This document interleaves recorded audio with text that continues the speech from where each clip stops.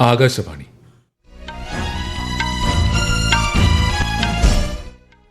നമസ്കാരം. വാർത്തകൾ വായിക്കുന്നത് സുധിൻ സേനുദ്ദീൻ.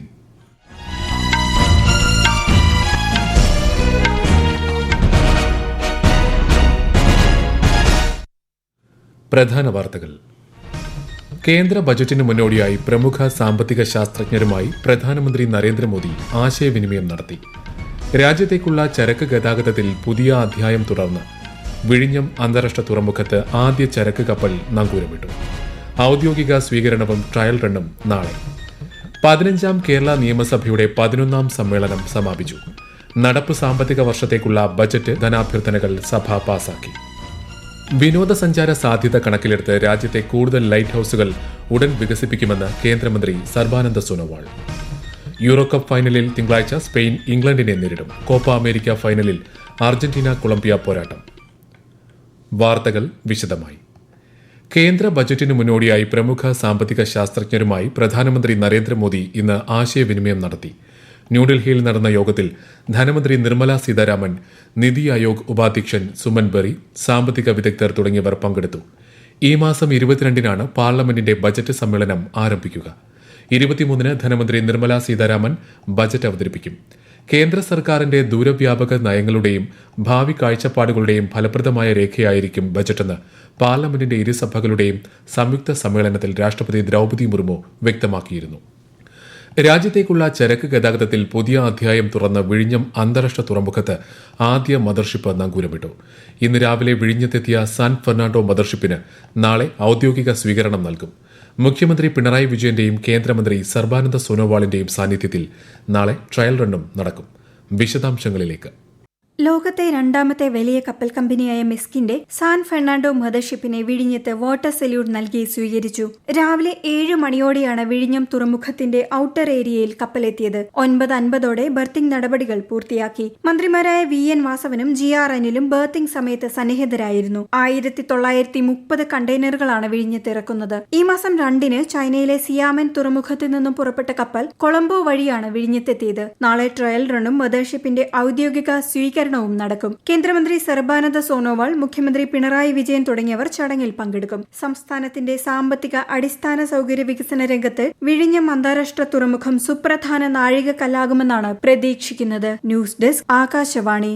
ബിംസ്റ്റെക് രാജ്യങ്ങളിലെ വിദേശകാര്യ മന്ത്രിമാരുടെ 2ാമത് സമ്മേളനത്തിന് ന്യൂഡൽഹിയിൽ തുടക്കം. സമ്മേളനത്തിനെത്തിയ പ്രതിനിധികളെ വിദേശകാര്യമന്ത്രി S. ജയശങ്കർ സ്വീകരിച്ചു.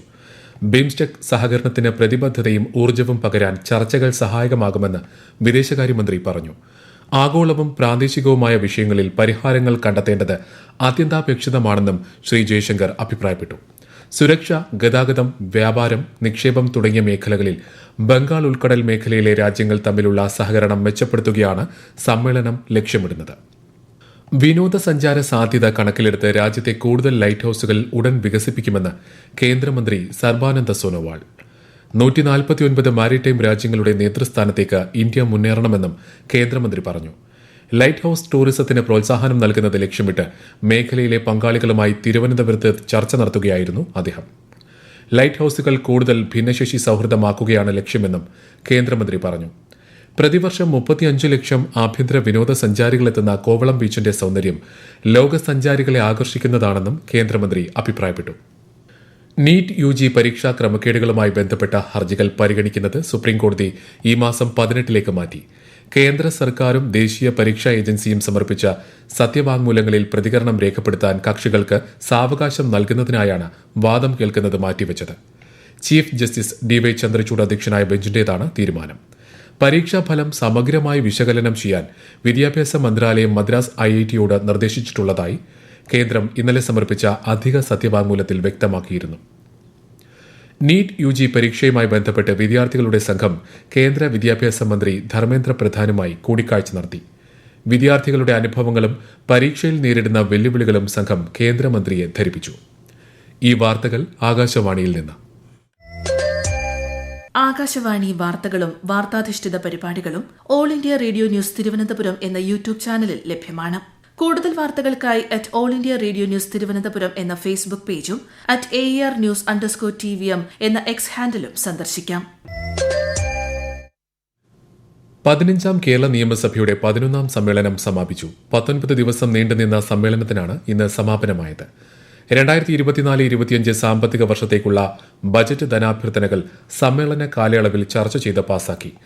വാർഡ് വിഭജനവുമായി ബന്ധപ്പെട്ട 2024 കേരള പഞ്ചായത്ത് രാജ് രണ്ടാം ഭേദഗതി ബിൽ, 2024 കേരള മുനിസിപ്പാലിറ്റി രണ്ടാം ഭേദഗതി ബിൽ, 2024 കേരള നികുതി വസൂലാക്കൽ ഭേദഗതി ബിൽ തുടങ്ങിയ ബില്ലുകളും സഭ പാസാക്കി.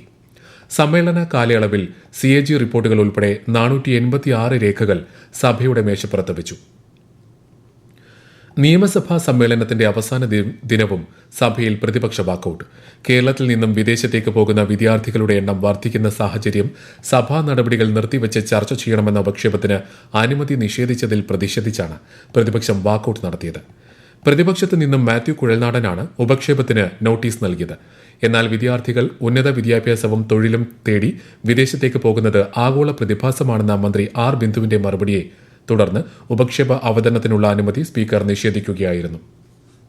സുസ്ഥിര വികസനം, എല്ലാവരെയും ഉൾച്ചേർത്തുള്ള വളർച്ച തുടങ്ങിയ ലക്ഷ്യങ്ങൾ അടിസ്ഥാനമാക്കി പ്രവർത്തിക്കുന്ന ബ്രിക്സിന്റെ സജീവ പങ്കാളിയാണ് ഇന്ത്യയെന്ന് ലോക്സഭാ സ്പീക്കർ ഓം ബിർള. റഷ്യയിലെ സെന്റ് പീറ്റേഴ്സ്ബർഗിൽ നടക്കുന്ന 10ാമത് ബ്രിക്സ് പാർലമെന്ററി ഫോറത്തിന്റെ ആദ്യ പ്ലീനറി യോഗത്തെ അഭിസംബോധന ചെയ്യുകയായിരുന്നു അദ്ദേഹം. Egypt, Ethiopia, Iran, Saudi Arabia, UAE എന്നീ 4 പുതിയ അംഗങ്ങളെ ബ്രിക്സ് പാർലമെന്ററി ഫോറത്തിലേക്ക് ശ്രീ ബിർള സ്വാഗതം ചെയ്തു.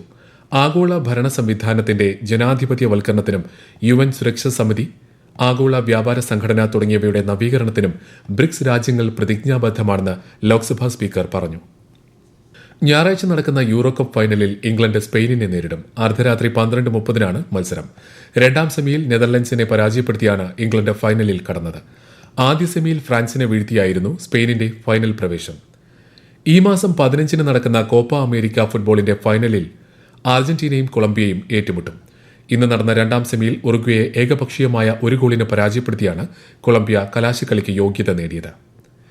ആദ്യ സെമിയിൽ കാനഡയെ എതിരില്ലാത്ത 2 ഗോളിന് പരാജയപ്പെടുത്തി അർജന്റീന ഫൈനലിന് യോഗ്യത നേടിയിരുന്നു. വിംബിൾഡൺ ടെന്നീസിൽ പുരുഷ സിംഗിൾസ് സെമിഫൈനൽ മത്സരങ്ങൾ നാളെ നടക്കും. ആദ്യ സെമിയിൽ റഷ്യയുടെ ഡാനിൽ മെദ്വദേവ് സ്പെയിനിന്റെ കാർലോസ് അൽക്കാരസിനെ നേരിടും. രണ്ടാം സെമിയിൽ ഇറ്റാലിയൻ താരം ലോറൻസോ മുസറ്റി സെർബിയൻ താരം നൊവാക് ജോക്കോവിച്ചുമായി ഏറ്റുമുട്ടും. ഈ മാസം 14-നാണ് ഫൈനൽ മത്സരം. രാജ്യത്തിന്റെ വടക്ക് കിഴക്കൻ പ്രദേശങ്ങളിൽ അടുത്ത 2 ദിവസങ്ങളിൽ ഒറ്റപ്പെട്ട അതിശക്തമായ മഴയ്ക്ക് സാധ്യതയെന്ന് കേന്ദ്ര കാലാവസ്ഥാ വകുപ്പ്. ഗോവ, മഹാരാഷ്ട്ര, കർണാടക എന്നിവിടങ്ങളിലും നാളെ മുതൽ ഞായറാഴ്ച വരെ സമാന കാലാവസ്ഥയായിരിക്കും. ജനറേറ്റീവ് ആർട്ടിഫിഷ്യൽ ഇന്റലിജൻസിന്റെ കേന്ദ്രമാക്കി കേരളത്തെ മാറ്റുമെന്ന് മുഖ്യമന്ത്രി പിണറായി വിജയൻ. രാജ്യത്തെ ആദ്യ ജനറേറ്റീവ് ആർട്ടിഫിഷ്യൽ ഇന്റലിജൻസ് കോൺക്ലേവ് കൊച്ചിയിൽ ഉദ്ഘാടനം ചെയ്യുകയായിരുന്നു അദ്ദേഹം. കേരളത്തിന്റെ സമ്പദ്ഘടനയ്ക്ക് ആഗോള ശ്രദ്ധ ലഭിക്കുന്നതിന് ഈ കോൺക്ലേവ് സഹായിക്കുമെന്നും AI മേഖലയിൽ കൂടുതൽ നിക്ഷേപം നടത്തുന്നതിന് കേരള സർക്കാർ പ്രതിജ്ഞാബദ്ധമാണെന്നും മുഖ്യമന്ത്രി പറഞ്ഞു.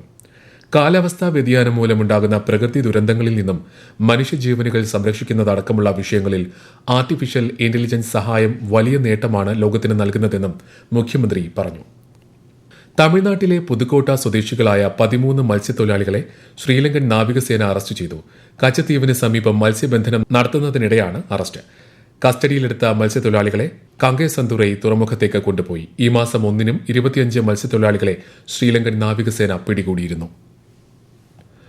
ആം ആദ്മി പാർട്ടിയുടെ നേതൃത്വത്തിലുള്ള ഡൽഹി സർക്കാർ ജനങ്ങൾക്ക് നൽകിയ വാഗ്ദാനങ്ങൾ പാലിക്കുന്നതിൽ പരാജയപ്പെട്ടെന്ന് കേന്ദ്രമന്ത്രി അശ്വിനി വൈഷ്ണവ്.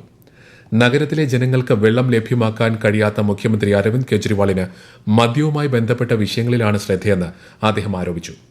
ഡൽഹി മുഖ്യമന്ത്രിയുടെയും പാർട്ടിയുടെയും ആശയങ്ങളിലും ലക്ഷ്യങ്ങളിലും സംശയം ജനിപ്പിക്കുന്നതാണ് മദ്യനയവുമായി ബന്ധപ്പെട്ട ആരോപണങ്ങളെന്ന് കേന്ദ്രമന്ത്രി മാധ്യമങ്ങളോട് പറഞ്ഞു. പ്രധാന വാർത്തകൾ വീണ്ടും. കേന്ദ്ര ബജറ്റിന് മുന്നോടിയായി പ്രമുഖ സാമ്പത്തിക ശാസ്ത്രജ്ഞരുമായി പ്രധാനമന്ത്രി നരേന്ദ്രമോദി ആശയവിനിമയം നടത്തി. രാജ്യത്തേക്കുള്ള ചരക്ക് ഗതാഗതത്തിൽ പുതിയ അധ്യായം തുറന്ന് വിഴിഞ്ഞം അന്താരാഷ്ട്ര തുറമുഖത്ത് ആദ്യ ചരക്ക് കപ്പൽ നങ്കൂരമിട്ടു. ഔദ്യോഗിക സ്വീകരണവും ട്രയൽ റണ്ണും നാളെ. 15ാം കേരള നിയമസഭയുടെ 11ാം സമ്മേളനം സമാപിച്ചു. നടപ്പ് സാമ്പത്തിക വർഷത്തേക്കുള്ള ബജറ്റ് ധനാഭ്യർത്ഥനകൾ സഭ പാസാക്കി. വിനോദസഞ്ചാര സാധ്യത കണക്കിലെടുത്ത് രാജ്യത്തെ കൂടുതൽ ലൈറ്റ് ഹൌസുകൾ ഉടൻ വികസിപ്പിക്കുമെന്ന് കേന്ദ്രമന്ത്രി സർബാനന്ദ സോനോവാൾ. യൂറോ കപ്പ് ഫൈനലിൽ തിങ്കളാഴ്ച സ്പെയിൻ ഇംഗ്ലണ്ടിനെ നേരിടും. കോപ്പ അമേരിക്ക ഫൈനലിൽ അർജന്റീന കൊളംബിയ പോരാട്ടം. വാർത്തകൾ കഴിഞ്ഞു. അടുത്ത വാർത്താ പ്രക്ഷേപണം രാത്രി 8:35.